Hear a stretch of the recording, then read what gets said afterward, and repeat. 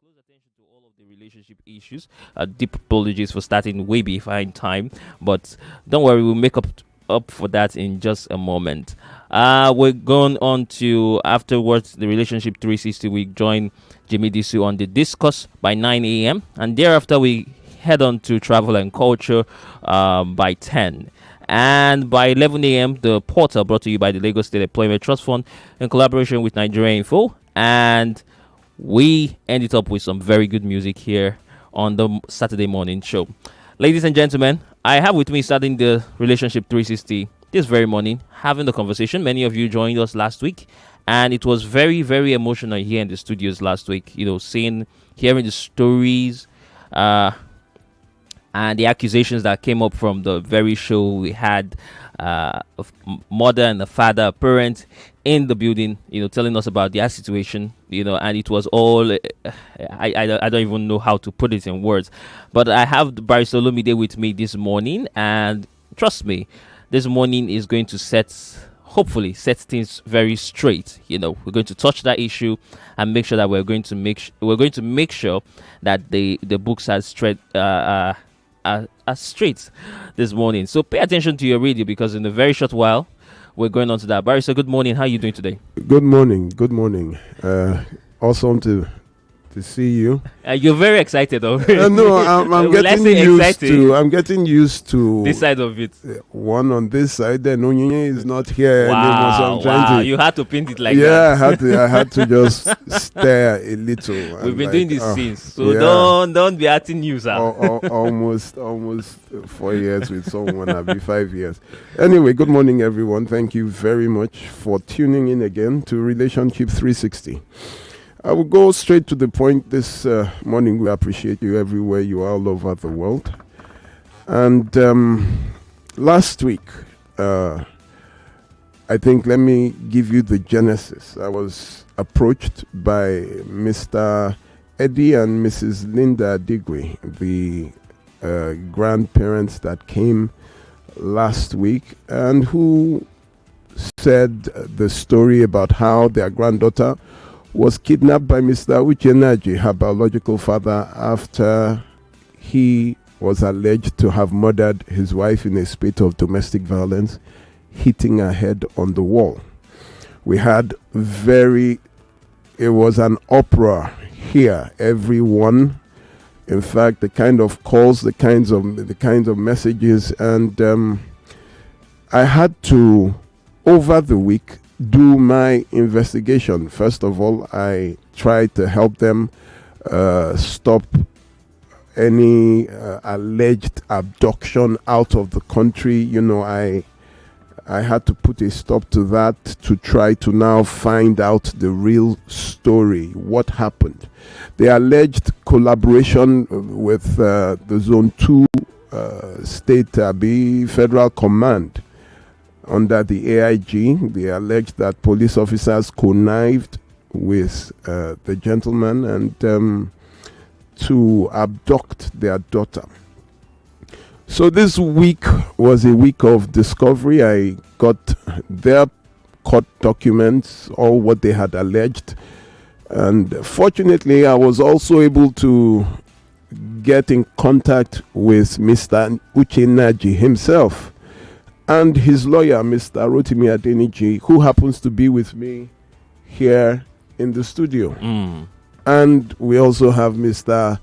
Uchenaji here himself, but online, as we couldn't make it because of logistical reasons to be here very early this morning. So can we have Mr. Uche? Yes, Mr. Uchena is here with us. And Lagos, remember that if you want to see everything that's happening in the studio, you can rush to our YouTube channel. Our social media pages are up. YouTube, Nigeria Info FM. On social media, Facebook, Nigeria Info 99.3. And you can see Mr. Uchena joining us live online. And his lawyer is right here in the studio, so you can see everything as it unfolds. Mr. Uchena, good morning. Can you hear me? I can hear you loud and clear. Good morning. Thank you so much for joining us. Thank you so much. Also, Mr. Uche, how are you? I'm fine, thank you. Thank you for having me. Thank you. And Mr. Rotimi Adeniyi. Good morning. Awesome. Awesome. Try that again, please. Good morning, everyone. My name is We can't hear you. Just try it one more time, please. Okay, good morning, everyone. My name is Rotimi Adeni, counsel to Mr. Uche Naji. Thank you so much for joining us this morning. Awesome. So let me kick the ball rolling because we don't really have much time. Mr. Uche. Yes, sir. The first allegation against you by the Adigwes is that, number one, he said he never wanted you to marry his daughter. In fact, he collapsed the day you came to pay the bride price. He said that he had seen that you are a bad person and he never wanted that.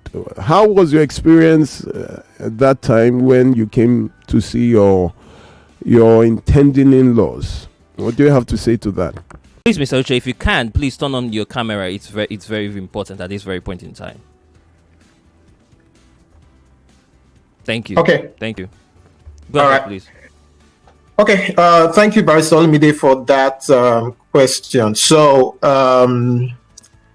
I met my wife while I was in the bank, or while we were working in the bank. We started dating in 2007. And as required, I met their parents. They were welcoming. They received me warmly. There was no indication of any resistance towards what we were planning for the future. When we had our traditional marriage on November 20th, 2008. And we held that traditional marriage held at the residence of my late wife's elder sister, and there was no collapse. I don't know where he said he collapsed. What I know clearly was that he was not feeling fine. Coincidentally, he wasn't feeling fine when that traditional marriage was taking place, but he was present.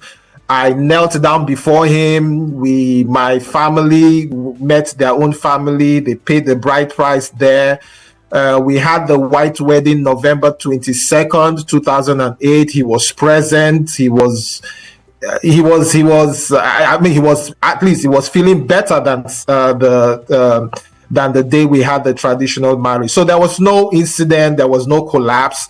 If there was a collapse during the traditional marriage, I believe that traditional marriage would have ended, but there was nothing of such. Okay, so let's move to the next question.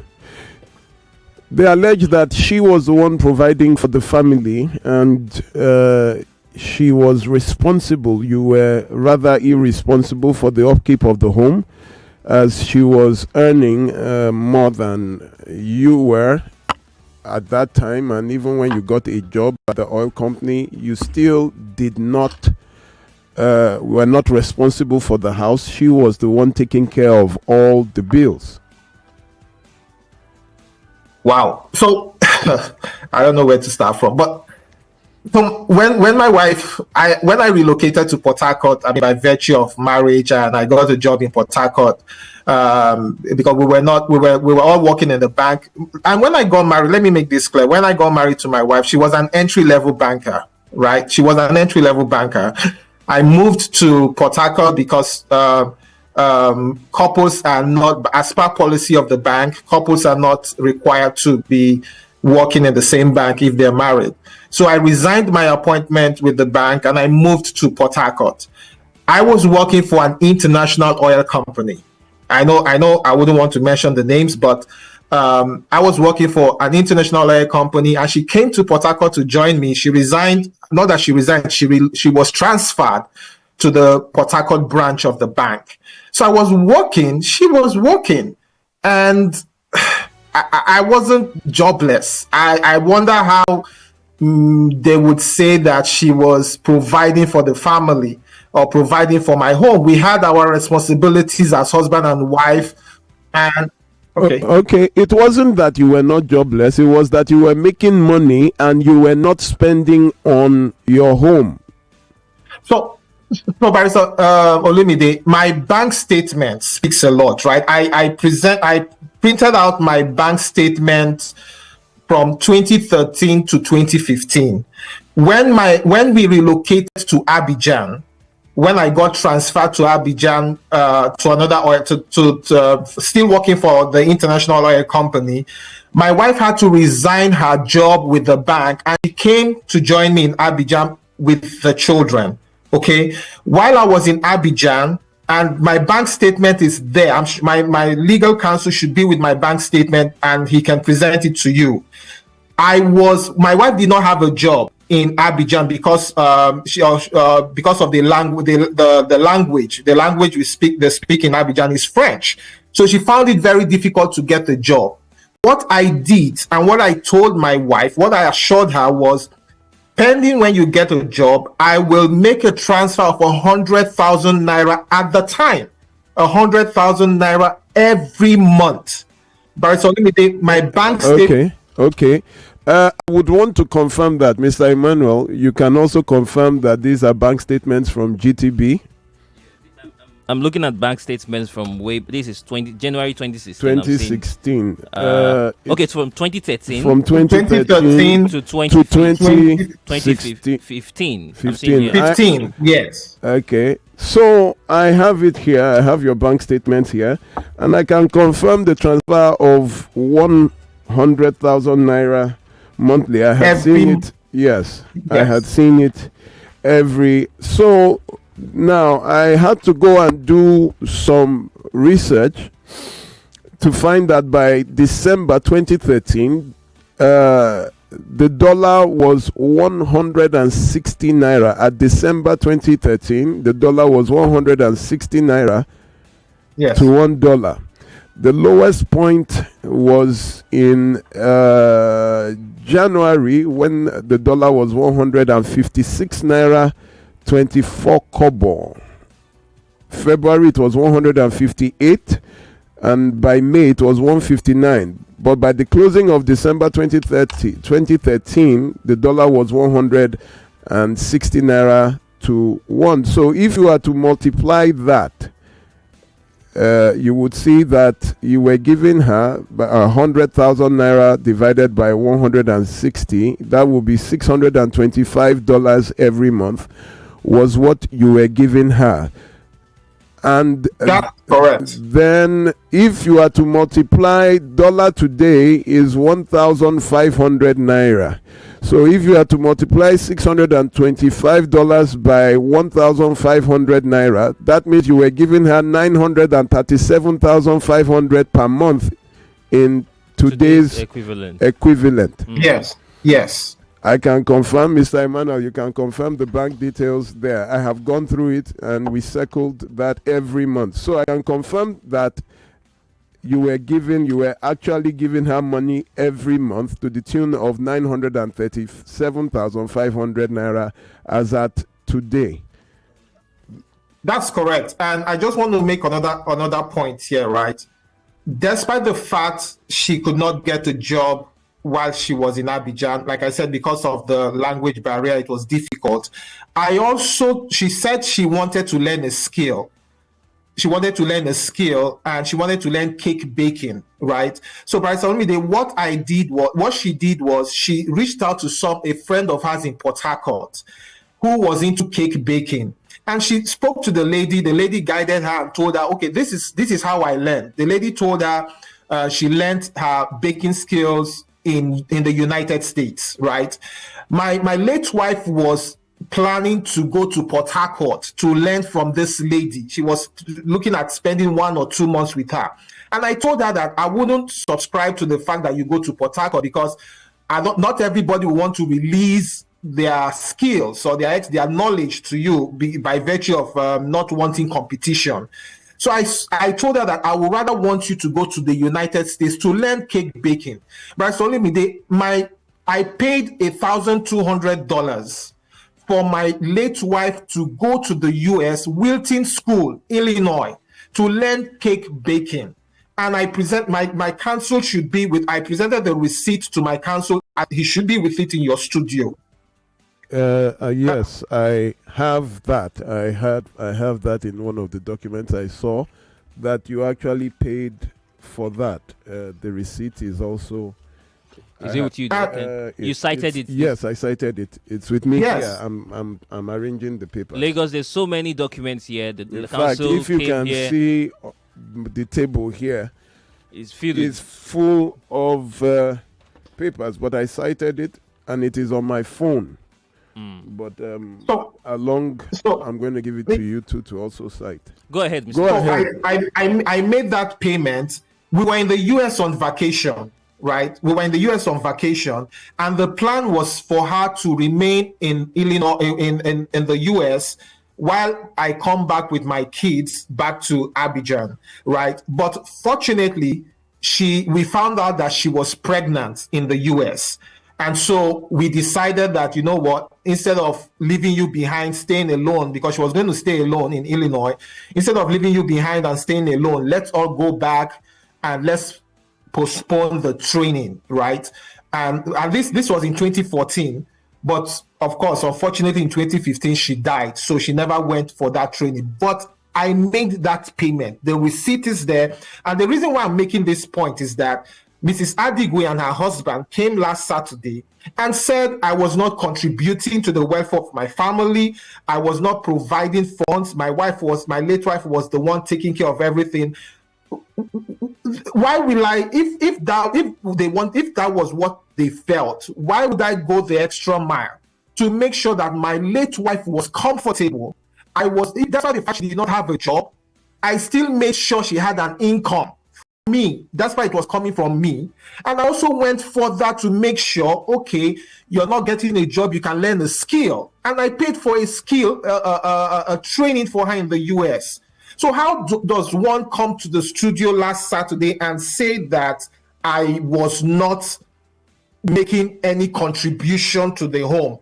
I want to also state that Mrs. Adwe stated that in that video, in that interview, that each time my late wife takes my kids out, she gets into trouble because I feel she was wasting money. All right, Mr. Uche. All right, Mr. Uche. There are so many clarifications you have to make, but we have to go on a break. Lagos, please stay here with us on 99.3 Nigeria Info. We'll be back shortly after this break.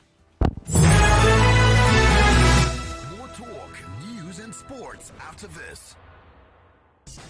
As we celebrate 10 years of 7-Up and Lagos City Marathon being in the game, we have to give it to Lagosians. We know all about running. To enter Danfo, we run! Small rain, we run! Sun, we run! Unnecessary billing, we run! This is Lagos, and we love running. So, whatever your reason for running this year, own your lane with 7-Up at the Access Bank Lagos City Marathon on the 15th of February. 7-Up, the diff is clear. Hello, excuse me. This Milo pack looks different. I'm seeing support energy release, BAM, on the pack. Is it the same Milo? No, this one is new and improved. The support energy release means when you give your kids Milo as part of breakfast, you are giving them energy they need to go to school. Ah, I like this one. Your kids need nourishing energy. Give them the new and improved Milo at breakfast. It has nutrients that support energy release to help them get the most out of their day. Milo, energy to go further. Milo! For a decade, the Access Bank Lagos City Marathon has been more than just a race. It's been a collection of stories of ordinary people achieving the extraordinary. Every stride taken has created unforgettable memories of triumph, purpose, and shared experiences. With each step, runners have sparked passion that ignites, moments that last a lifetime, strides that leave a legacy. Join us as we celebrate a decade of running, purpose, and progress at the 10th anniversary of the Access Bank Lagos City Marathon. Register today at accessbankplc.com/marathon and be a part of the journey where every step becomes a story to remember. The Access Bank Lagos City Marathon, celebrating 10 years of running. See you at the starting line. It's 2025. The biggest conversations are happening on Hard Facts. If Mondo Pueblo was genuinely interested in local government forms, would have protested to be cancelled. Somebody is receiving 30,000 naira after serving the country for 5 years. From the stories shaping Nigeria's future. I'm developing my mood for that. Whenever people are clapping, he's praising singers when they ought to be telling him the truth. I mean, he did not do any remarkable thing in your state, and you are celebrating corruption time.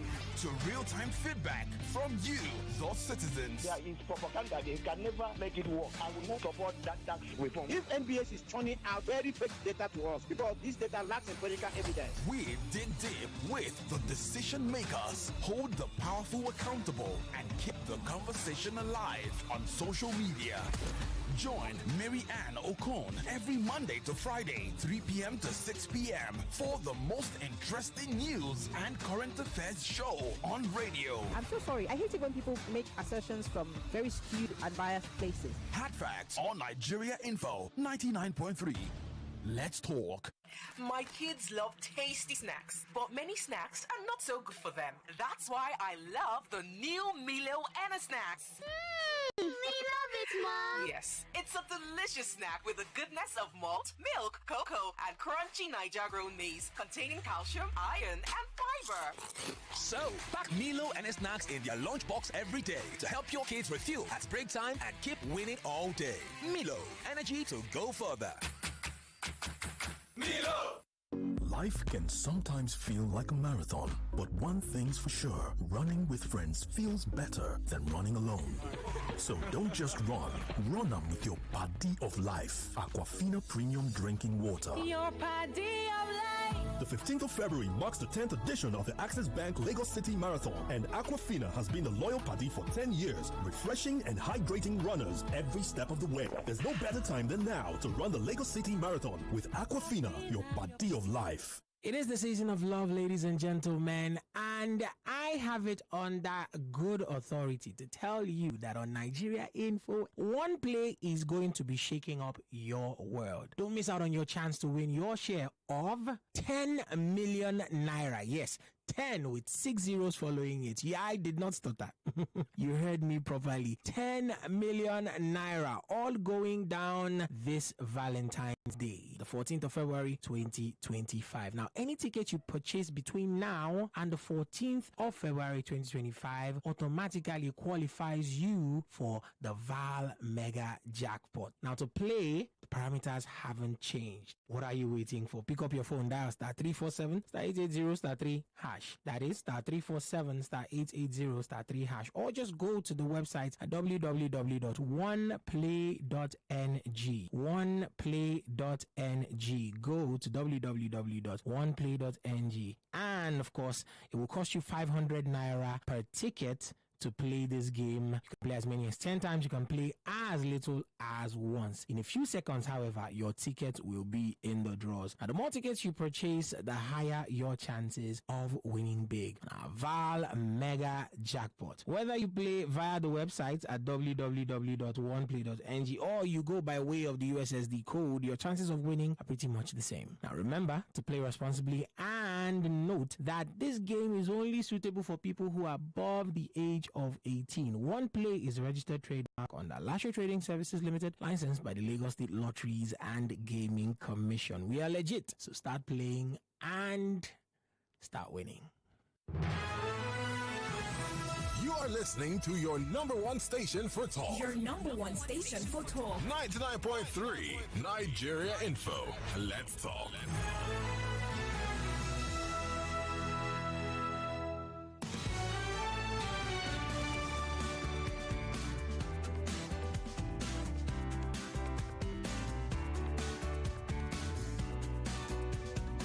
Lagos, good morning. Welcome back. DUST here on Relationship 360. Thank you for staying tuned on the radio here with us.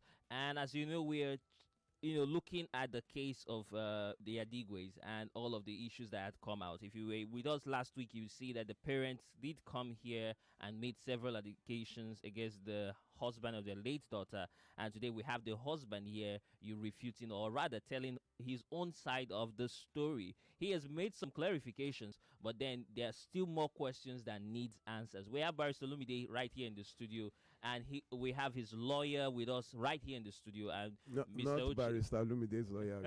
That is we have Mr. Uche's lawyer, yes, right here in the studio, and Mr. Uche is also with us. That's Mr. You know, Rotimi Adeniyi. Mr. Rotimi Adeniyi, and Mr. Uche is with us, via Zoom, clarifying all of this. You were going to say something before I cut in, Mr. Uche. Can you hear me clearly? So sorry. Before then, we were verifying the documents of his payment to the catering school. You saw that now? Yes, you just showed me something July 9, 2014, where the payment was made $1,200. Payment was made for her to go learn baking. It's a confectionery school. Yeah, in Illinois, in the United US. States. Yes. Lagos, I'm seeing all of your WhatsApp messages. We'll be taking your WhatsApp messages and your thoughts very soon. But first of all, let's get down to other things. We have to quickly clarify this. So, Mr. Uche, let me just debunk the allegation that you were not taking care of the home has been set aside by your account statement showing that according to today's figures, that is between naira and dollar, you were giving your wife approximately 937,500 per month. That's $625. Now let's move on. We have seen that is not true. That allegation that you never took care of the house is not true, because we have your account statements right here. So let's clarify that the money that was sent to your wife was for like the upkeep or her personal money. Let's how can you? That was her personal money, not upkeep. That was her personal money, not upkeep for the home. So let me just put an end to. If you are giving 937,000 naira per month to feed how many people? 3 people. Can't that feed a let me not even. So let's leave that. When I saw the value, let's leave that. The next thing we move on to is the first miscarriage. The allegation is that when she was pregnant, you had beaten her up, which led to the miscarriage, and she had to be brought from Port Harcourt to Lagos, bleeding on the airplane. And when the mother saw her, they had to take her first to the ladies' room to clean her up at the airport before they rushed her to FESOC Specialist Clinic and Maternity Home. That is Ijeshatedo, Lagos, where she was treated. So the allegation is that she had 2 miscarriages and you beat her up, leading to both miscarriages. You can go ahead. Okay, so Barrister Olumide, I listened to that recording, and that I heard when they said that. I've sent the medical report to my lawyer. Should have the medical report for those 2 miscarriages. The first miscarriage was in 2009, and what happened was that, of course, she was pregnant, but on the 6th of June 2009, we went to the hospital, Prime Medical Consultants. This is a hospital in Port Harcourt. And why we went to the hospital on that day was because she started spotting. And when we went there, the did an ultrasound scan, and they found out that she had what do they call it again? A fetal pole that was not active, right? So the doctor had concluded that this was a missed abortion, but he allowed us to go home and come back in a week's time for a repeat scan. So I think the doctor gave us some medications and all that. So, and he advised us to come back in a week's time. However, it wasn't up to a week. My late wife started having abdominal pain, cramping, and we went back to the hospital. This time she was admitted. The next day after the admission, she started having blood. What do they call it? She was bleeding with having blood clots or bleeding with clots. So there was a repeat scan that was done, and the doctor still maintained that this is a missed abortion, and he offered that this pregnancy or the pregnancy had to be, what do they call it, had to be evacuated, right? So, but we declined. If you look at the medical report I sent, you would see in the last comment, the doctor said a repeat scan on 11/6/2009 still maintained the diagnosis of missed abortion. So she was offered evacuation of retained products of conception, but she declined and opted to do this in another facility. Why did she decline, or why did we decline? We declined because Mrs. Adigwe, she was in the picture of all of these medical visits in Prime Medical Center. She said I should please send her to Lagos, that she has a doctor she trusts in Lagos that can do the evacuation, that she should come to Lagos. And I could understand her concern because this was my late wife's first pregnancy. So I took my wife to the airport and boarded a flight and put her in the flight, and she went to Lagos. When my wife arrived in Lagos, we spoke, and she told me that, babe, while I was in the plane, she was feeling the blood or the clots coming out. So as soon as she landed Lagos, her mom, and her father were at the airport to receive her, and they took her straight to their doctor. That was what happened. But Mrs. Adigwe last Saturday was making it look as if I beat her up immediately. She started bleeding, and I bundled her to the airport. And I remember what she said. She said, I just gave them a call and said, go to the airport and take your daughter. Why will I do such a thing? The medical report is there. We had visits. We had visits before we went to the airport. Okay, Mr. Uche. The medical report is from Prime Hospital, is with Mr. Yes, Emmanuel. Please, can you read it out, Mr. Yeah, Emmanuel? I've gone through this, and he literally, said everything he said is what I can see here, and I'm seeing that it's signed here by Gabriel Omoni, which is the clinical director, and this was gotten, I think the stamp here says 23rd of this should be November 2015. Yes. So this is the second medical report from the hospital that the mother. This is from Lagos. Yes, this is from Lagos. The one you are holding first is from Port Harcourt, where it happened. Now, this is the second medical report from Lagos here, Fesoc Specialist Clinic. What does that say? It said she came into the hospital on 11 June 2009 with history of bleeding per vaginal with 3 months pregnancy, and she had lower abdominal pain. And on examination, she was bleeding clouds, and it shows the production of conception that was already coming down. To prevent much bleeding, she was taken to the theater for evacuation of. What date was that? And what date was that report written? This report, this is 31st. This should be, this is July. Yes, July 2015. And I have a report here from the Embassy of Nigeria in Abidjan, confirming that he died 30th July 2015. What year was that? Sorry. So this 17th of. This was gotten in 2015. This later was gotten in 2015. But the incident happened 11th June 2009. That was when she came in. Okay. So now this Fesoc now gives another medical report. That is the mother's hospital. Look at the year. This is 11th June 2009. No, the year of the medical report was written. This is another one. So this one is dated what? Look here. Okay, so that's 31st July 2015, and this is dated 30th March 2017. 2 years after the first medical report came out, their hospital brought out another medical report. Is it from the same company? The same hospital of the Adigwes, the one that was brought in Lagos. You now see that there is a difference in the medical report. Can you read that?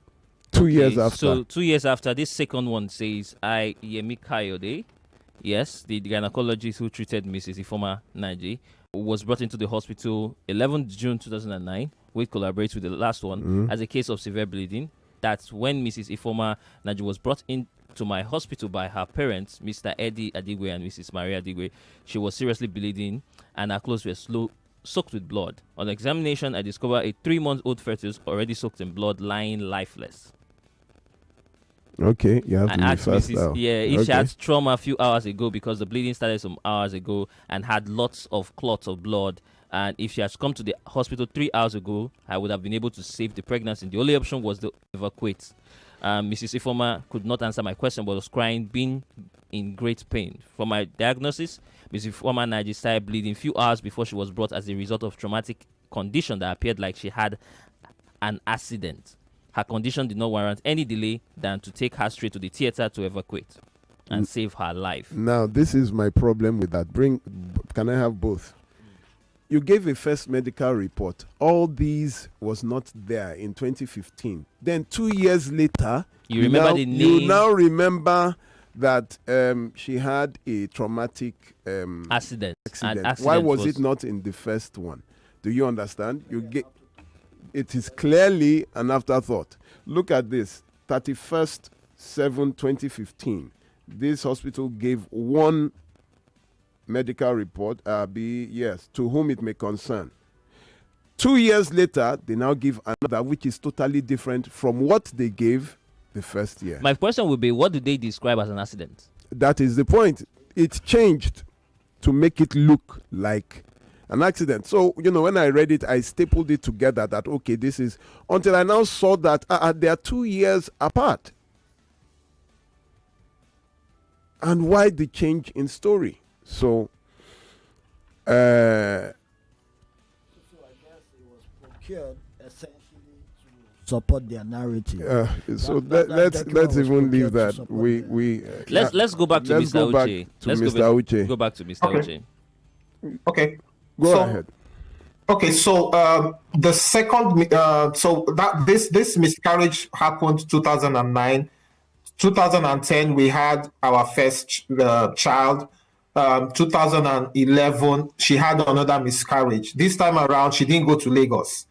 This time around, she had that evacuation done in St. Catherine's Hospital in Port Harcourt. The same spotting and the same diagnosis of missed abortion. The medical report is there. So when Mrs. Adme comes to the show, when in her show last Saturday, she made it look as if I was intentionally hitting her stomach so that was the reason why she had those miscarriages. But that was not the issue. That was not what happened. This was just, unfortunately, she had the miscarriage. It was a missed abortion. And after she had the second miscarriage, 2012 we had our second child. 2015, we had our third child. So why I don't know. I don't know what else to say, but the medical reports are clear.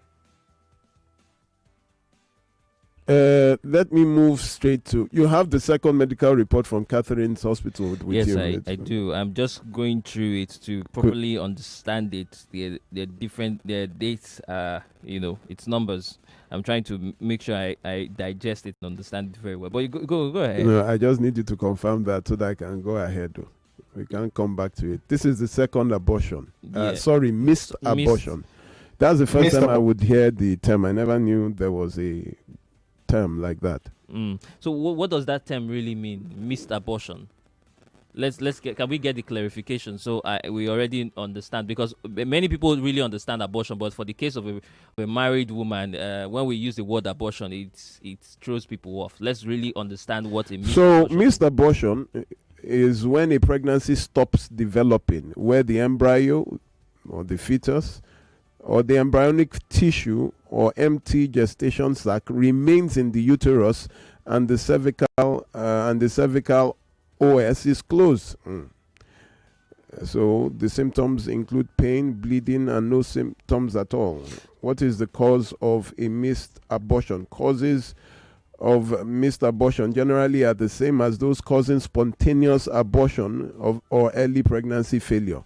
Causes include an embryonic gestation, that is blighted ovum, fetal chromosomal abnormalities, maternal diseases, embryonic anomalies, and placental abnormalities, and uterine abnormalities. That is, when they say abnormalities, that is something abnormal happening. Yes.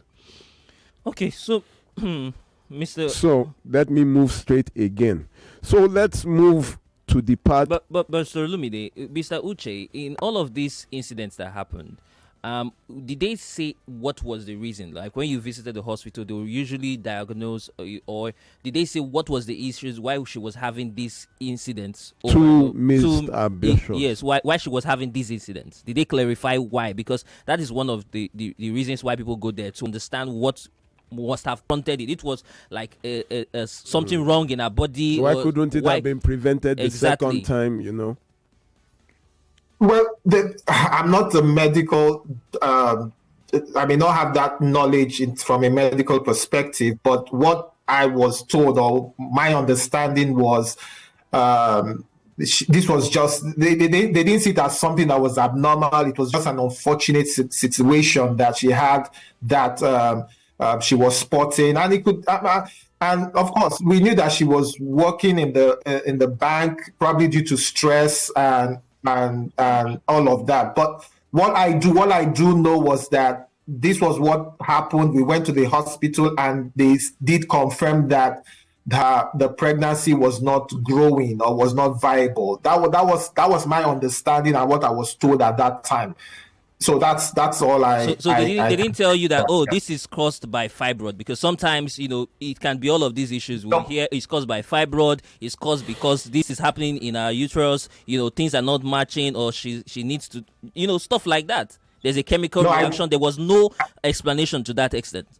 No, there was. Well, if I recall, there was, or maybe, but if I recall correctly, there was no explanation. It was just based on the scans that was done, and they confirmed that. So, Emmanuel, you can't tell an engineer to give a medical opinion. I don't have. No. I'm just saying, because some of the times, like I did say, especially when it's a case of fibroid, they'll tell you that it's fibroid. So everybody just know that, because it's fibroid. You can see his story. He doesn't really know. But what we will face is what the hospital said, because this is written by a doctor. And it says...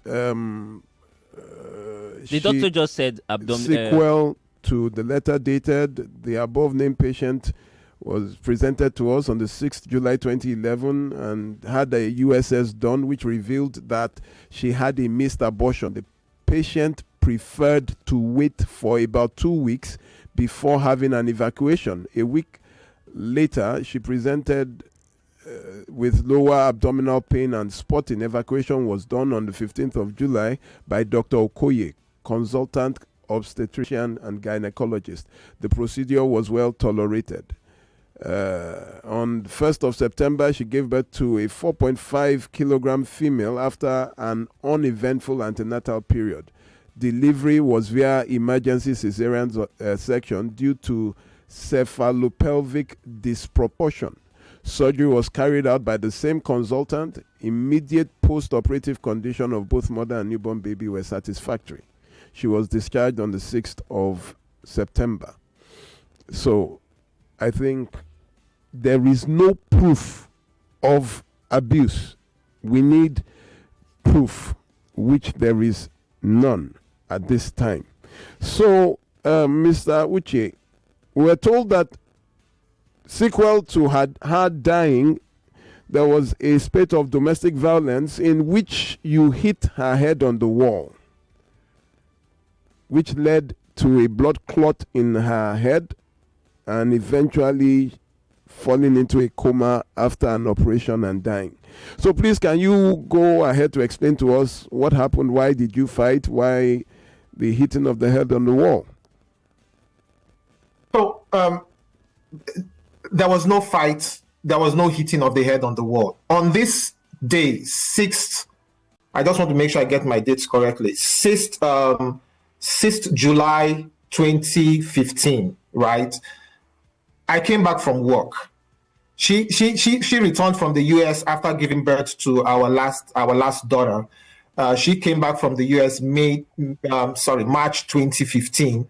So she was fine. She was healthy. She was okay. On the 6th of July, I came back from work. I met my late wife giving the baby a bath. And of course, we greeted and said hello and, just had to catch up for the day. And I told her, this was about 8 p.m. in the night.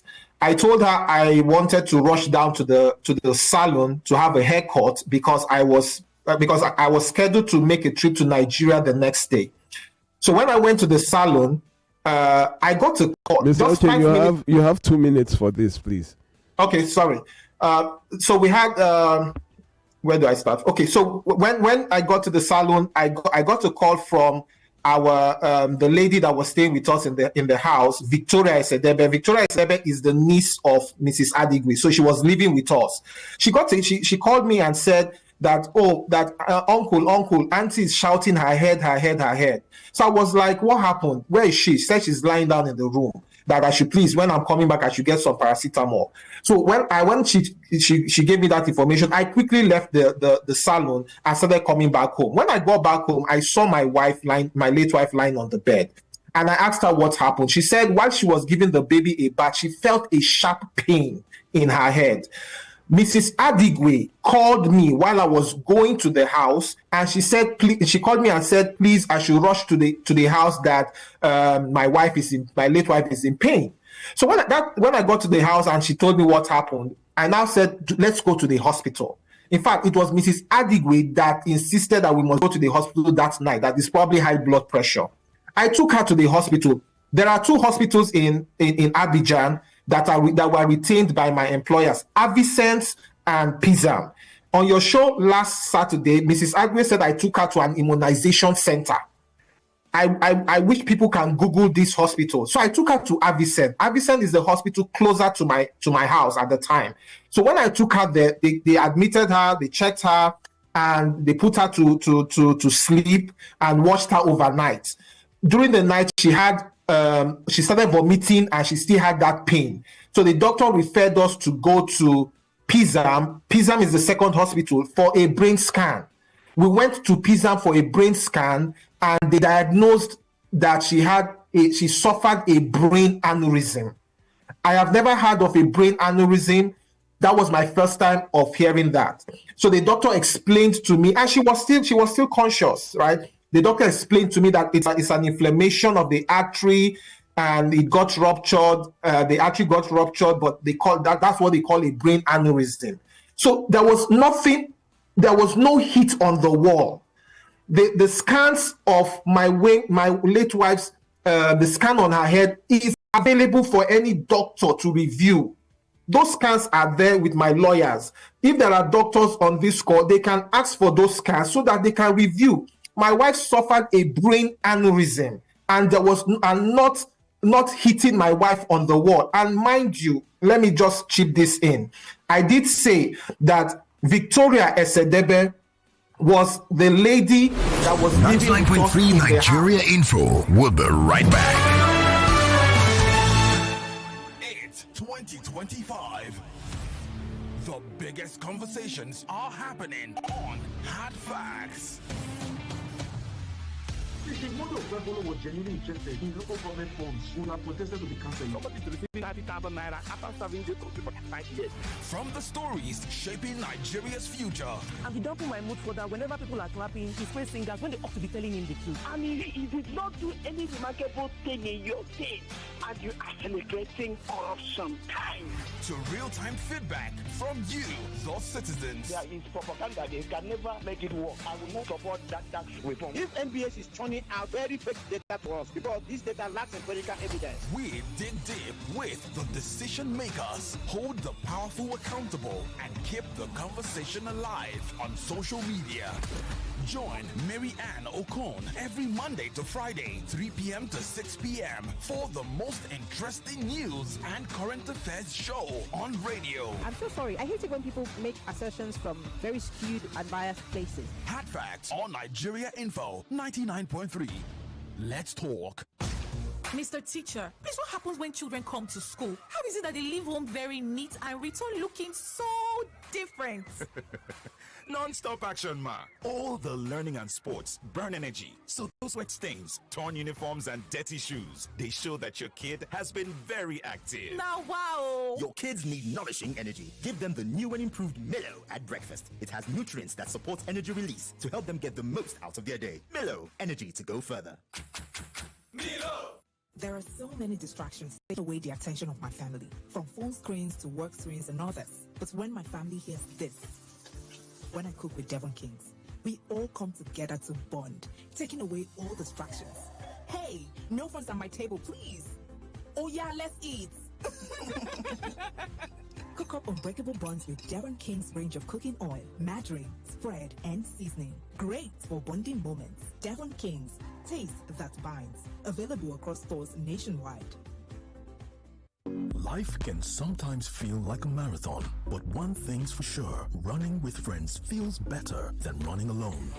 So don't just run them with your Paddy of Life, Aquafina Premium Drinking Water. Your Paddy of Life. The 15th of February marks the 10th edition of the Access Bank Lagos City Marathon, and Aquafina has been the loyal paddy for 10 years, refreshing and hydrating runners every step of the way. There's no better time than now to run the Lagos City Marathon with Aquafina, your paddy of life. In a world where words hold power, where only the sharpest minds survive, one stage will decide it all. On February 17th, 2025, the battle of intellects begins. The I Beg to Differ Secondary School Debate Tournament returns, where the best young debaters go head-to-head, armed with nothing but facts, logic, and the will to win. Who will stand their ground? Who will outthink, out-argue, and outshine the competition? IBTD Debates Competition Studio reopens February 17th at 4 p.m. Tune in, witness the debates, watch history unfold. I Beg to Differ is proudly supported by Obiwizi. Prize money sponsor, Hollywood College Lagos. I Beg to Differ, the tournament of champions.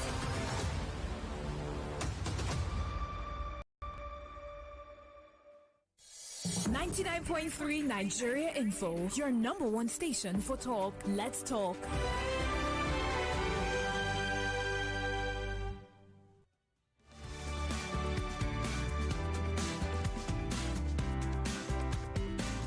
Lagos, sincere apologies for that. It's very emotional here, and we have to let people just speak to clarify these issues because there's been so many allegations online. If you go back to the videos, you have to just see how everything has been put out there, and we have to let him speak. But then again, we still have Mr. Uche here, we still have Barrister Olumide here, and we still have Mr. Rotimi, the lawyer to Mr. Uche, right here in the studio. Barrister Olumide, let's just hit the question and let's clarify everything as much as possible. Mr. Uche, we were told you hit her head on the wall, and that while after the operation you got out the tubes from her mouth and fed her rice and stew, which caused another problem which led her to a coma, and then she died. So please, I was sent a picture by the Adigwes as well. So please, can you quickly hit this and let's... Okay, I'll quickly say this. So, like I said, she had a brain aneurysm. I did not hit my wife's head on the wall. She had the surgery. She was sent after the surgery. She was sent to the ICU. And when she was ready, or when the doctors were ready for me to come see my wife, I went into the ICU. She was not.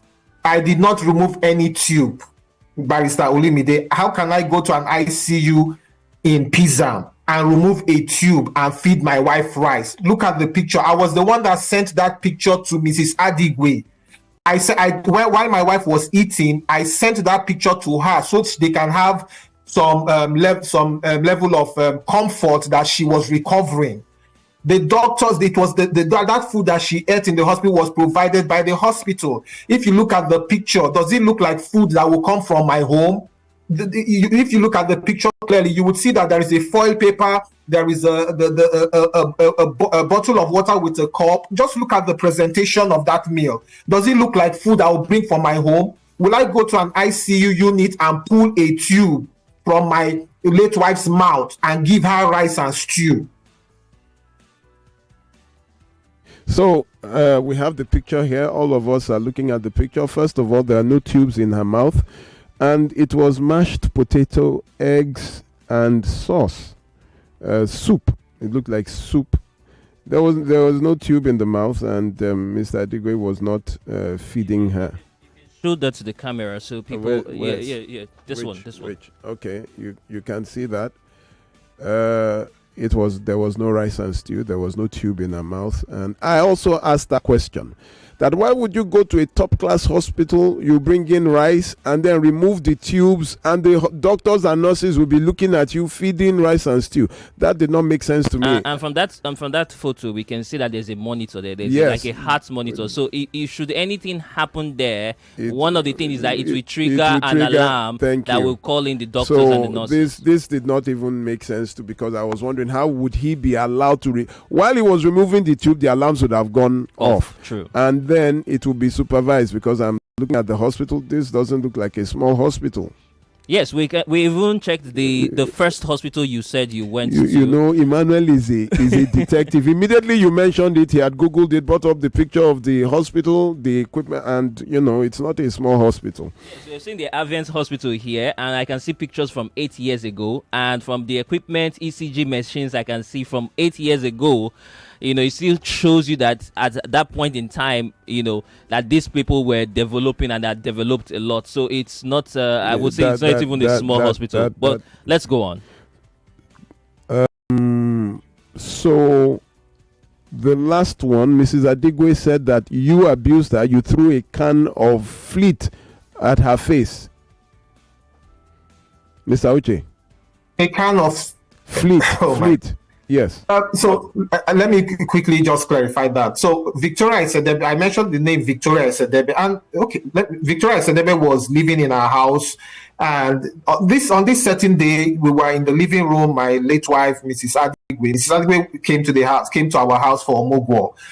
So Mrs. Adigwe was in my house in Port Harcourt. My late wife, myself, were in the living room. I called Victoria. I think she was in the kitchen, and I told her, please go fleet our bedroom. Right. So when she went there, within 1 minute she came back. She left. She came out from the room, and I wanted to quickly pick up something inside the bedroom. So I went in, and I realized that the room was not smelling as a room that had been, insecticide had been used. Right. So I came out from the room and I called Victoria. I said, Victoria, come. Did you fleet this room? She said she was biting her mouth. She said, yeah, I used the remaining fleet, that the fleet is finished. So I said, what do you mean by fleet is finished? Go and get the can. So she brought the can, and I saw that it was empty. I said, what did you fleet then? Why did you not simply say that there was no fleet and you just went into the room and pretended as if you went to it? And as soon as she gave me that can, because I was not happy with her, she was trying to be, she was not truthful to her statement. I just threw the can on the floor towards her and said, come on, will you take, I'm just dramatizing what happened, right? I said, come on, will you take this can and throw it away and go buy fleet? How will I throw a can of fleet to my mother-in-law? Will I tell my mother-in-law? Okay. No, that was what happened. So let's quickly move to the abduction of the daughter. I think that's the big story here. Barrister Olumide, before we get to that, I just want to ask you this, Mr. Uche.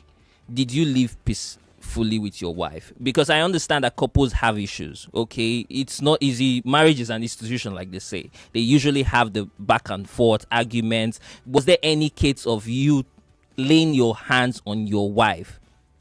Just be honest with us. So I'll be very specific, right? And in my first year of marriage, that was my first year of marriage with my wife. We had heated arguments, right? We had an argument, and our emotions, we let go of our emotions, and that was it.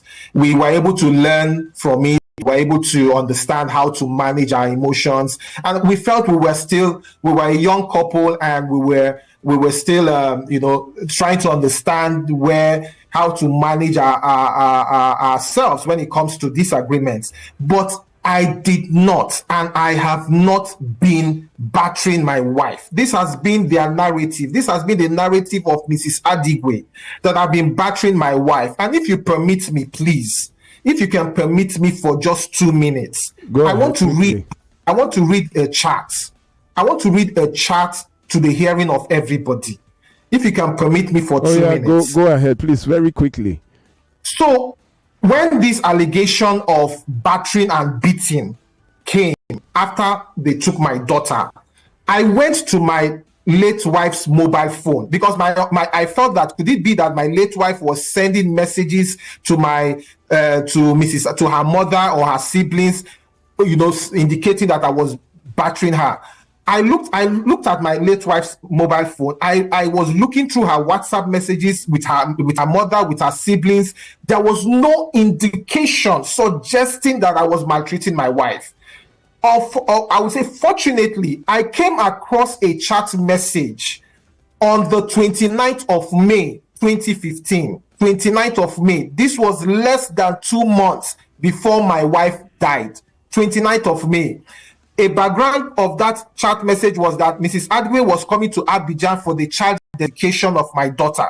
So my late wife had sent her a list of items to come with to Abidjan. This is how it started. My late wife said, "Hello, mommy. Good morning. Hope you slept well. These are the things I need." And she listed about 10 items on that chart. And she said, and her mother now replied, Ifoma. So some of the items were banga, obono, ogi, crayfish. Minute. Sorry. So the mother replied, Ifoma, how was your night? Please, I want to know, why is it that your mates try as much as possible to collect money from their husbands to take care of their parents and siblings? Your own case is different. You always send little amounts and then start making long lists. What impression are you trying to create for your husband? That you are protecting his money at the expense of your own parents? Why did you change so much since you got married?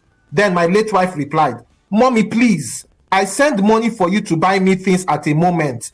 If I remember more, it's not a crime. I have said I will send money for the bed. Then her mother replied, are we not entitled to benefit from your marriage? It's not just me. Everybody in the family has the same feeling that you have greatly changed since you got married. Then my late wife replied, they are all entitled to their opinions. It doesn't affect me. Then her mother replied, fine, but we can't be all wrong. Then my late wife replied, is it since I got married or since I stopped working? Please, let's get our facts right. Then her mother replied, since you got married and it became worse since you stopped working. Then the mother said, you are the one telling your husband how to attend to us, how much peanuts to give us, not minding our status in life, and so on. Then my late wife replied, Mommy, I'm getting upset by your allegations because they are false. Then her mother replied, the earlier you adjust, the better. As your mother, I must tell you the truth if others can't. Then my late wife replied, with all due respect, nobody in our family is begging. You are working. Daddy has a business and my siblings are working and should fend for themselves. Then the mother replied, try and interact with your friends and hear how their husbands treat their people and compare. My late wife replied, my husband has not maltreated anybody. He is saving for his nuclear family needs. There is minimal job security where he works. Read the papers, Google, and know how many people his company has sacked this year alone. I don't have a job, even money to further my education, no day. Then the mother replied, if we were beggars, you will not get to where you are today. God will not allow us to be beggars, never. Okay. But let's do things the right way. Okay. I'm almost done. Okay. Let's do things the right way so that things will be the way they should be. Give unto Caesar what is Caesar's. This was the mother's reply. Then the mother went further below and said, when you people were earning in Naira, the same talk. Now you people are earning in dollars, the same talk. Haba, when are we going to breathe fresh air from our big son and daughter?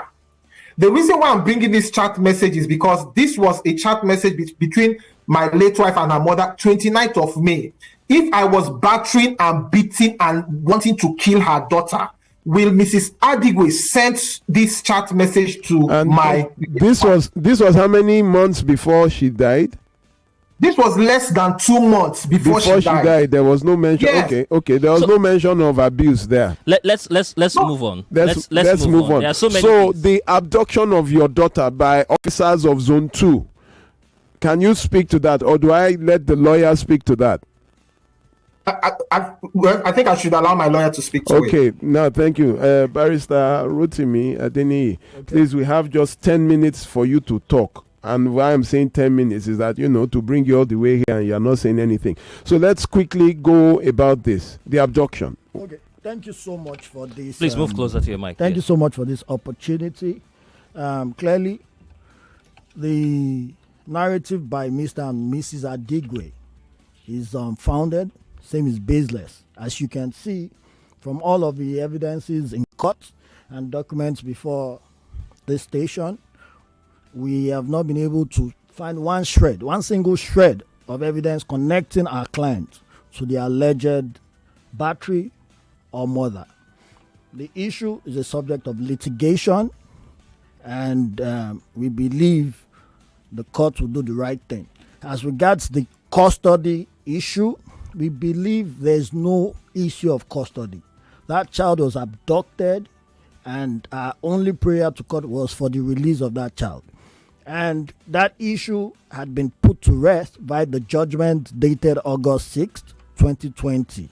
A judgment delivered by Honorable Justice Obadino, wherein the judge upheld our position and ordered the immediate release of that child.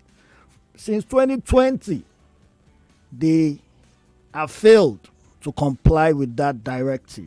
In fact, I personally had to prevail on our client to employ some restraint in order not to execute, because I still believe in the principle of having a harmonious family, and we felt we could still go the way of settlement, amicable settlement, and we thought, let's still talk so they can release that child. All of her medical history, all of her personal effects could be given up voluntarily.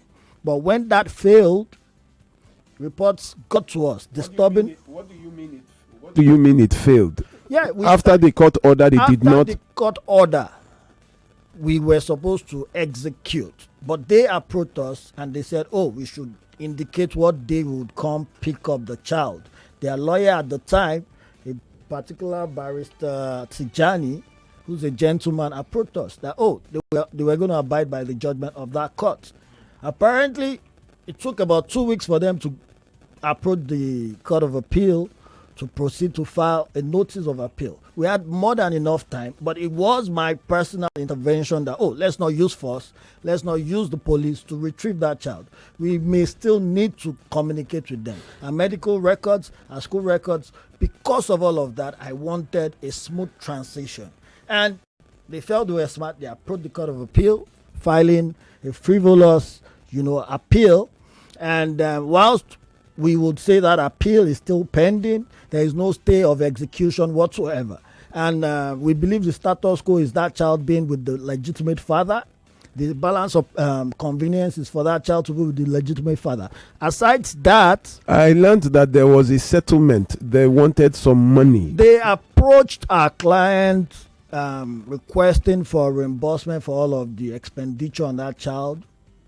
The money they spent on their grandchild. Yeah. So, however, we didn't have any objection to that. Albeit the fact that they gave a lesser standard and our client felt it could have given her better education, Medicare in the U.S. She's a U.S. citizen. They went outside our client's consent to hold on to that child. And, in fact, I would refer particularly to the criminal code, which makes provision specifically in 371, where abduction is clearly defined and provided for. If you permit me, I'll quickly run through. Because the basis of our criminal petition at Zone 2 was premised on the fact that we got disturbing reports that child was being abused. She was being used as a domestic servant. She was being exposed to all sorts of danger. She was riding to school in a tricycle, unsupervised, and there was likely that she was being sexually, assaulted or abused. And that was the basis upon which we filed a criminal petition at the IG's office. Investigations started, and the court judgment was obtained in order to say, oh, whilst there's a civil suit saying you should have released this child, now information getting to us is there is a criminal, aspect which law enforcement must quickly swing into action to save that child from being completely damaged. It was on that premise that the police had to pick up that child and pick up Mrs. Adigwe. Based on her antecedents, she had been previously invited. She never honored the invitation, and I believe that is on the basis of the fact that her husband is a retired officer. She believes, she's a law unto herself. So, considering the circumstances, they had to go pick up that child and pick up the woman. In her interview, she stated 10 men were there. All her allegations are hearsays. She was not there at the time the child was picked up. The father was there physically. I was there. We picked her up in the most undramatic manner, but the police officers were there to protect our client. That said, the police have acted within their rights. They've done the lawful thing by protecting law and order. And that child is safe and sound and happy to be with her dad. In fact, if you would permit us, the child is ready to say her current state.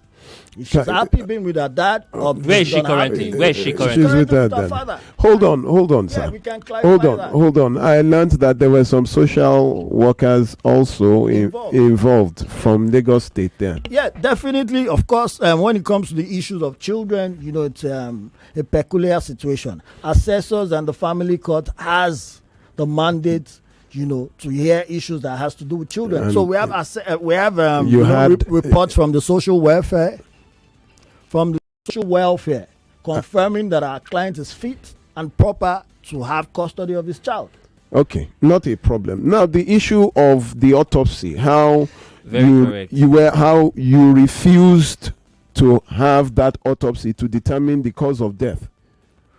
On the issue of the autopsy, like I said, the issue is currently subject of litigation. They filed that suit, and strangely, we're taken aback that this incident happened in 2015, which is about 10 years from now. And the moment that child was picked up, it was at that point that they came to media. They dragged our client to court, and we responded, immediately, and we even filed counter claims. Okay. Because we believe, since they filed action, we would wait for the court to give necessary. So you did not in any way try to prevent the autopsy. Did you try to prevent I want Mr. Uche to. Mr. Uche, are you there? Sorry. On the issue of... I'm here. Sorry, please, sorry. Mr. Uche, sorry. When she died, I saw that you have embassy papers here, for transporting the corpse back to Nigeria. Yes. So what happened? You were supposed to do an autopsy. What happened? In 2 minutes. So, 2 minutes. Okay. So the plan was to do an autopsy, right? When my wife, when she died, they told me to come to Lagos and tell them what happened to their daughter, which I did. I came to Lagos. I told them, and they were still making that allegation that I killed my late wife. When I went back to Abidjan, I reached out to them. I said, okay, you know what? Let's do an autopsy. Because they had insinuated that the medical reports I presented were fake. That was what they said. I said, okay, no problem. Let's do an autopsy. I made arrangements for my wife's body to be moved to Lagos. I was the person who told my Mr. and Mrs. Adigwe that the body is arriving on Arik Air on so and so day. And I gave them the itinerary of her arrival. And I said that the body is going to Lut for the autopsy.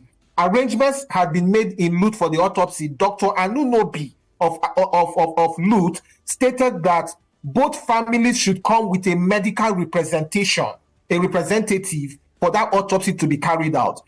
And they were aware of it. Now, when my wife's body arrived Lagos, or rather, no, 24 hours before it arrived Lagos, I got a call from my uncle. My uncle was I would say he was communicating to me and communicating to them.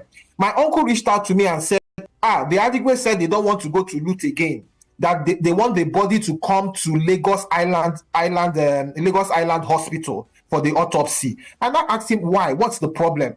They said that they feel that I have influenced Lut. And I was like, what kind of... They said I have fake medical report. Now they say I'm influencing loot. I got very pissed with that. I said, please take my wife's body to loot.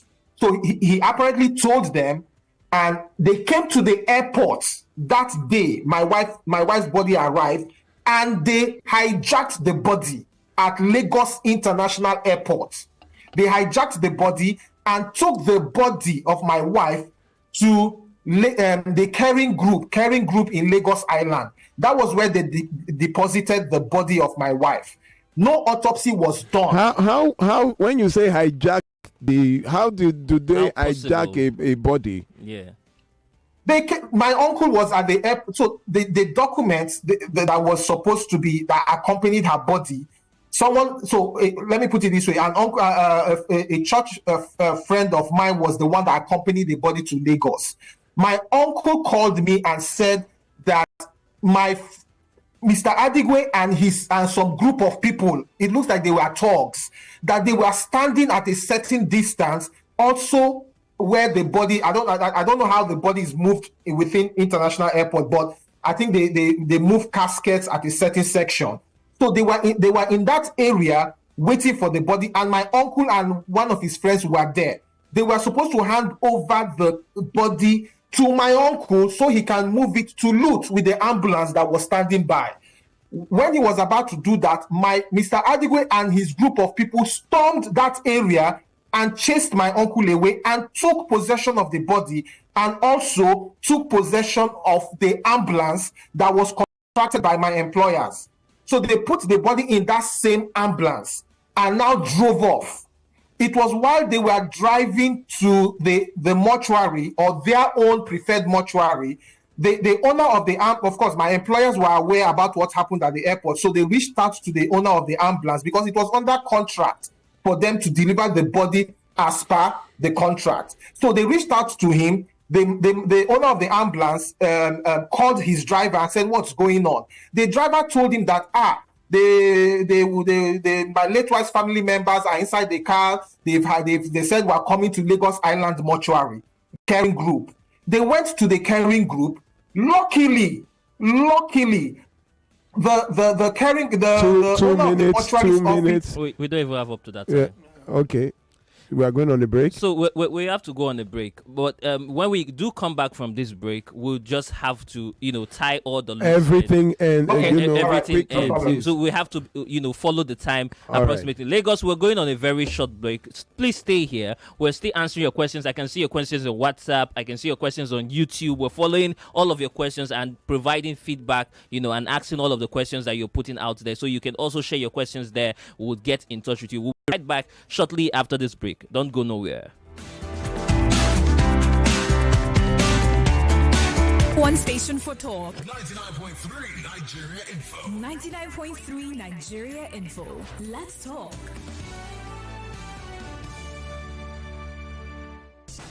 As we celebrate 10 years of 7-Up and Lagos City Marathon being in the game, we have to give it to Lagosians. We know all about running. To enter Danfo, we run! Small rain, we run! Sun, we run! Unnecessary billing, we run! This is Lagos, and we love running. So, whatever your reason for running this year, own your lane with 7-Up at the Access Bank Lagos City Marathon on the 15th of February. 7-Up, the diff is clear. It's 2025. The biggest conversations are happening on Hard Facts. If the mother of Rebolo was genuinely interested in local government funds, would have protested to be cancelled. Somebody's receiving 30,000 naira after serving the country for 5 years. From the stories shaping Nigeria's future. And he don't put my mood for that. Whenever people are clapping, he praise singers when they ought to be telling him the truth. I mean, he did not do any remarkable thing in your state, and you are celebrating corruption time.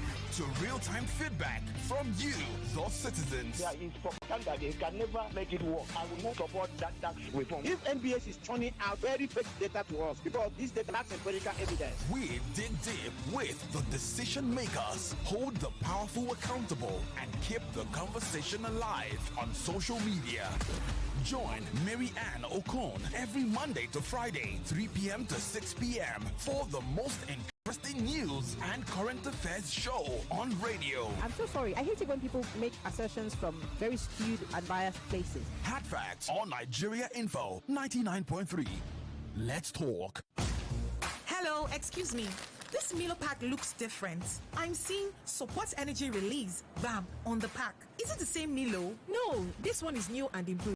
The supports energy release means when you give your kids Milo as part of breakfast, you are giving them energy they need to go to school. Ah, I like this one. Your kids need nourishing energy. Give them the new and improved Milo at breakfast. It has nutrients that support energy release to help them get the most out of their day. Milo, energy to go further.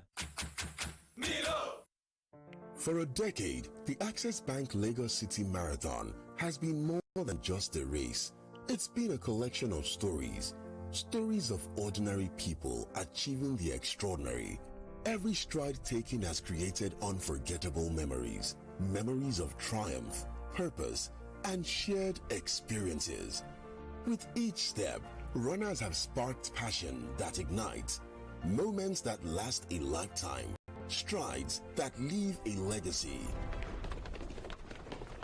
Join us as we celebrate a decade of running, purpose, and progress at the 10th anniversary of the Access Bank Lagos City Marathon. Register today at accessbankplc.com/marathon and be a part of the journey where every step becomes a story to remember. The Access Bank Lagos City Marathon celebrated 10 years of running. See you at the starting line. There are so many distractions taking away the attention of my family, from phone screens to work screens and others. But when my family hears this, when I cook with Devon Kings, we all come together to bond, taking away all distractions. Hey, no phones at my table, please. Oh yeah, let's eat. Cook up unbreakable buns with Devon King's range of cooking oil, margarine, spread, and seasoning. Great for bonding moments. Devon King's, taste that binds. Available across stores nationwide.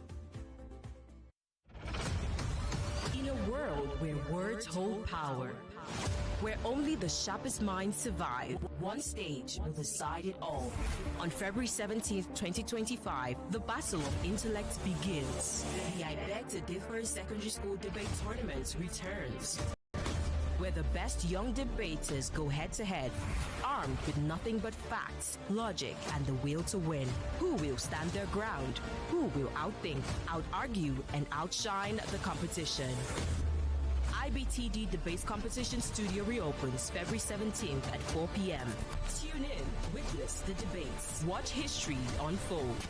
I Beg to Differ is proudly supported by Obiwizi. Prize money sponsor, Tollywood College, Lagos. I Beg to Differ, the Tournament of Champions.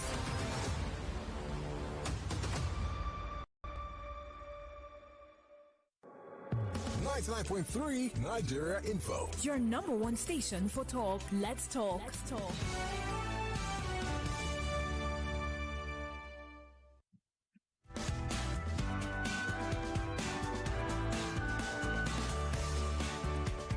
Lagos, welcome back. This is 99.3 Nigerian Info, and we're still on Relationship 360, and we're handling the case of Mr. and Mrs. Adigwe versus Uche Nnaji. And right here, we're still, looking at the issues on ground, and Uche has been here, clarifying all of the accusations from last week from Mrs. Maria Adigwe and her husband.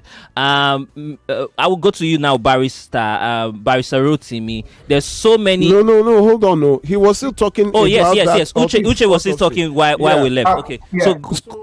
So, Uche, please, you said very quickly, you said that the corpse was now taken to one island mortuary or stuff. Why was there no autopsy? I need to understand. You said the body was hijacked from the airport. On that. Yes. Okay. I'll let me see if I can use 1 minute to explain that. So the body was at they took the body to the mortuary, and the owner of the ambulance went to that mortuary and told them what happened at the airport, gave them all the documents, and the mortuary facility found out that act that was done at the airport was illegal. They were not supposed to have the body. Now, I went based on what happened at the airport. I filed a petition to the IG's office, and I informed the police that you should please come and handle this matter. and also have an autopsy to be done. The police invited me to come to Abuja to write my statement, which I did. They invited the Adigwe's. They never came. They said they were taking care of the baby. They were not strong and all of that. The police officers offered that they want to come to Lagos and pick up their statement. They also declined. Now, within the period of police matter and all of that, they went to Zone 2. They went to Zone 2 and obtained a coroner inquest, right? Hold on. Who first went to Zone 2? Sorry? Who first went to Zone 2?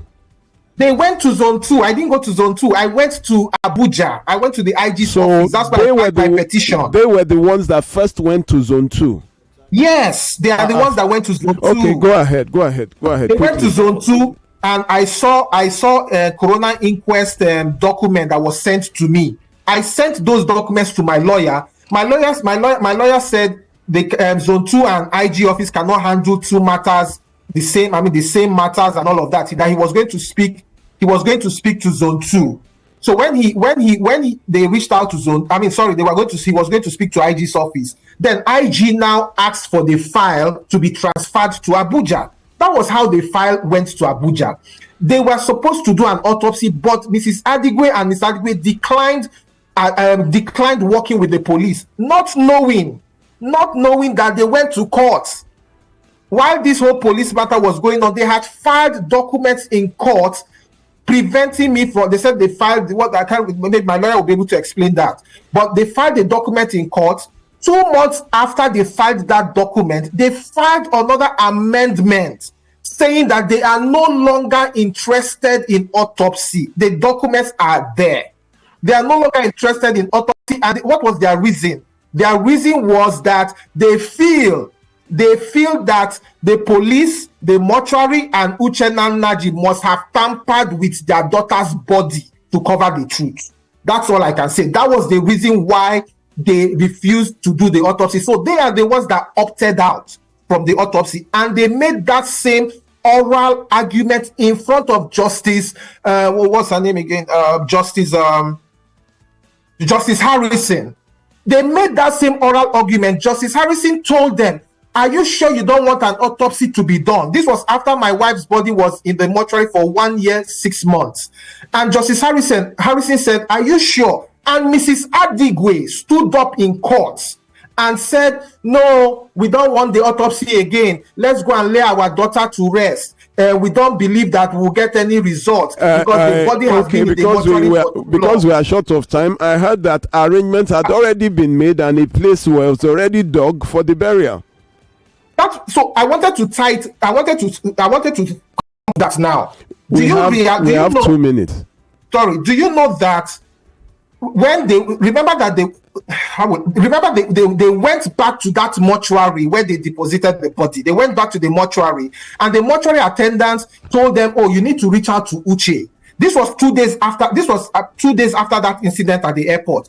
Do you know that a week after the Omonile I had the plot of land in Shangotedo.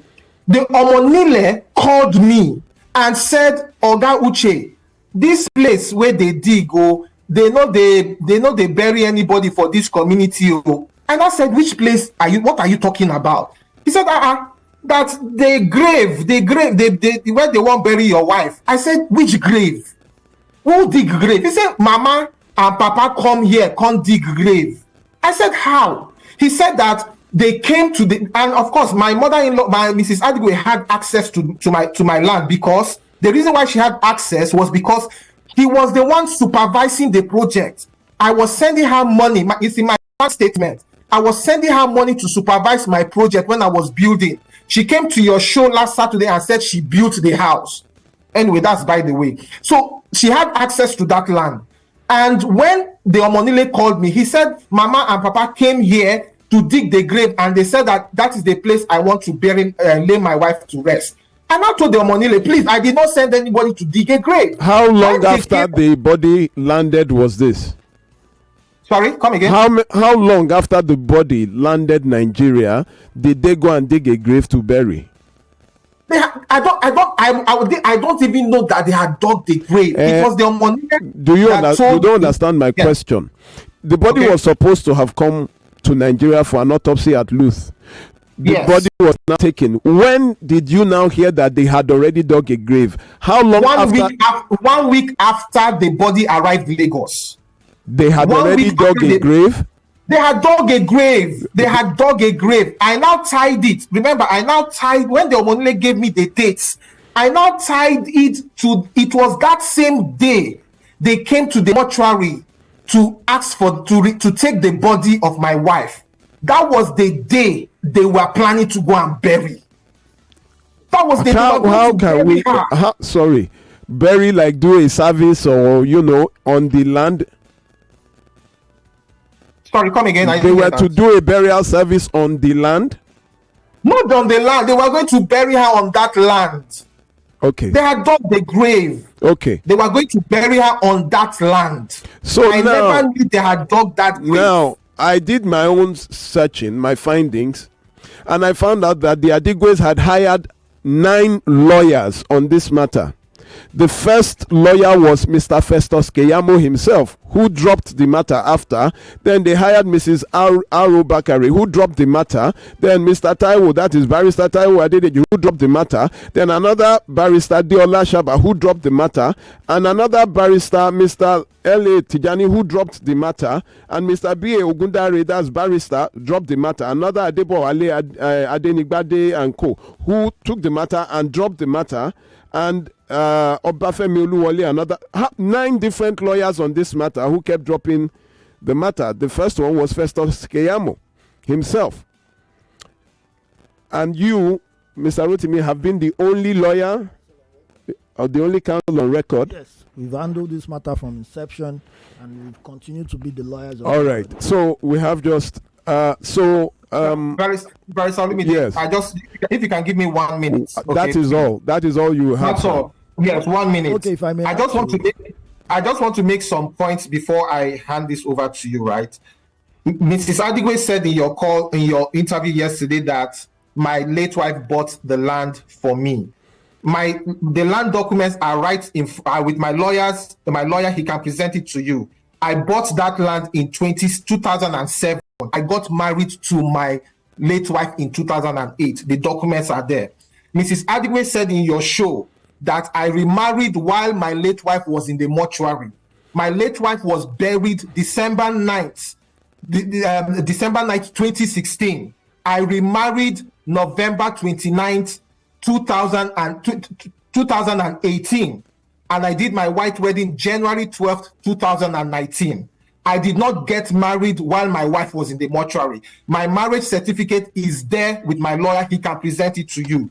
And finally, Mrs. Adigwe, finally, there's a Facebook post. And just to show you who Mrs. Adigwe is, there is a Facebook post my late wife posted on her Facebook page, Ifoma Naji. Anybody can go there on her page. November 21st, 2014. That was the last post she made for our wedding anniversary. And she made a beautiful post. Do you know that Mrs. Adigwe, 2 years, and of course, when somebody makes a post on Facebook, people make comments, congratulations, and all of that. The last comment on that post when she made that Facebook post for our wedding anniversary was November 22nd, 2014. Do you know that Mrs. Adigwe went back to that post 2 years after? If you go to that post, you will see Mrs. Adigwe's comment. 2 years after the last comment, Mrs. Adigwe went to that Facebook post to discredit the post of my late wife, just to make people know that what my wife is posting is probably not true, that my wife was naive. People should go and read that post. So she went there 2 years after so that she can continue to maintain her narrative. Okay. This is all I want to say. Okay, thank you very much. Thank you very much. How is your daughter, by the way? She's doing fine. She's excited. She's happy. Can I just say hello to her? Okay, just a minute. Let me get her. And Barrister, you can go ahead. On the issue of the custody,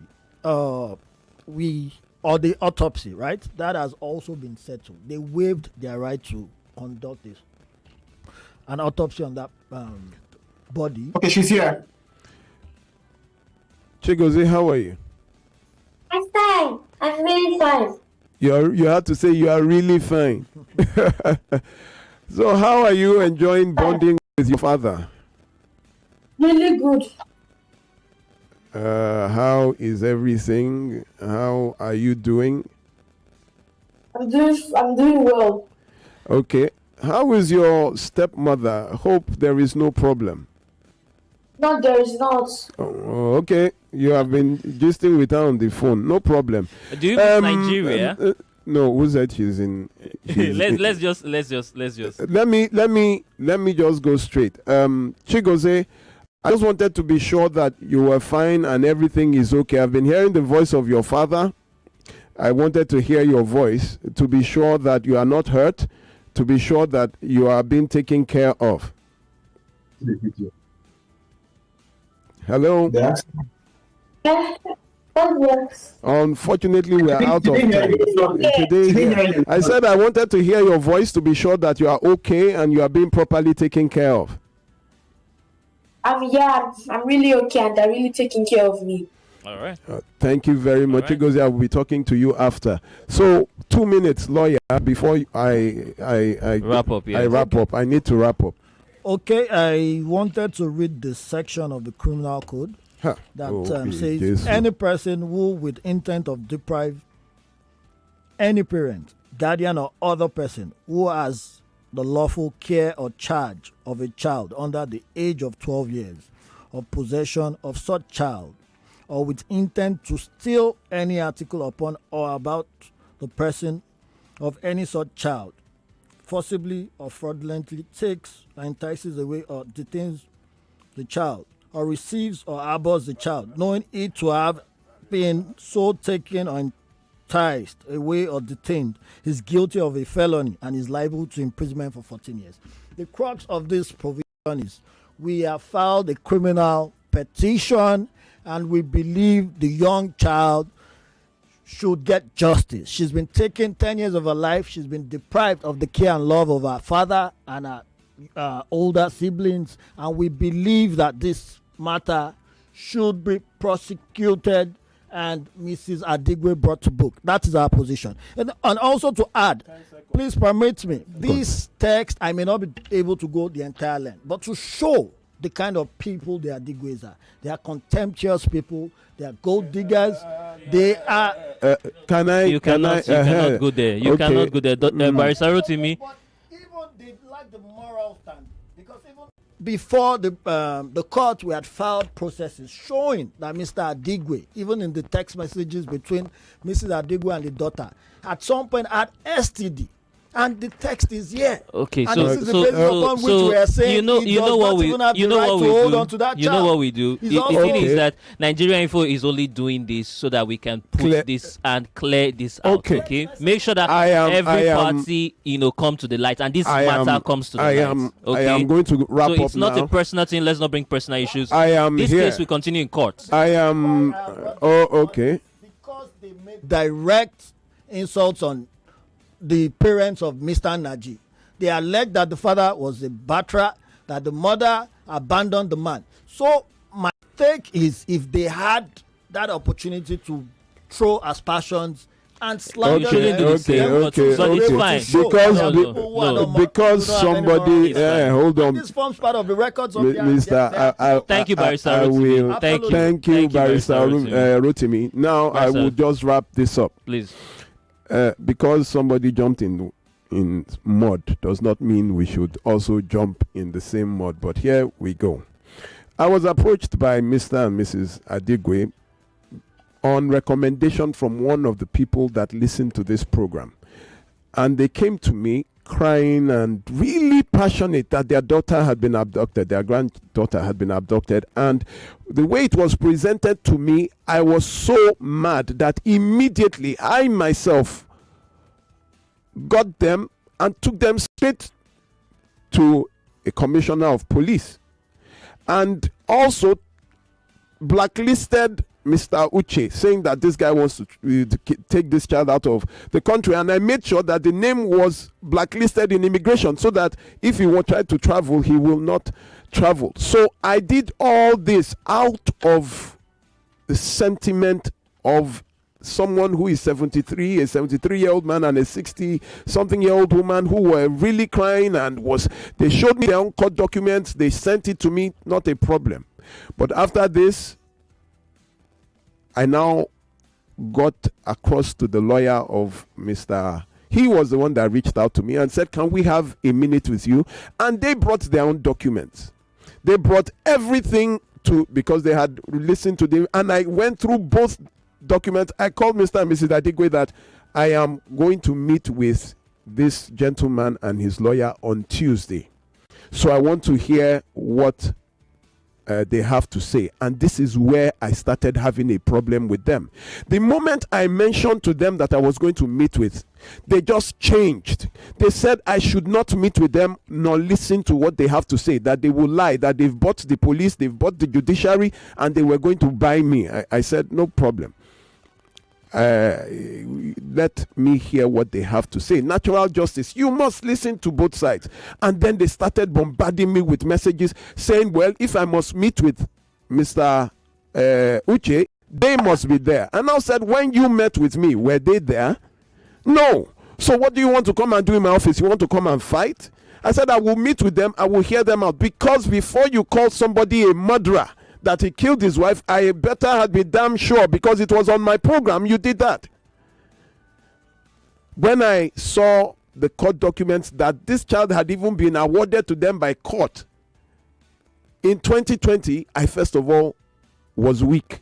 Then I saw a notice of appeal. Now a notice of appeal, you can put a notice of appeal, and then 50 years after, nothing, there was no stay of execution, there was nothing. And then I now started seeing pictures. Mrs. Adigwe herself forwarded this picture to me, that this was the picture of him feeding rice and stew. When we now looked at the picture and enhanced it, we saw that it was mashed potato and eggs, and it was even fed by the hospital. They said, So I started seeing that there were so many things wrong with what they were saying. Then I now saw that Mr. Festus Keyamo himself was their first counsel who dropped the matter, and then 9 other lawyers picked up the matter and then later dropped the matter. In fact, 1 or 2 of the lawyers, in fact, let me leave that.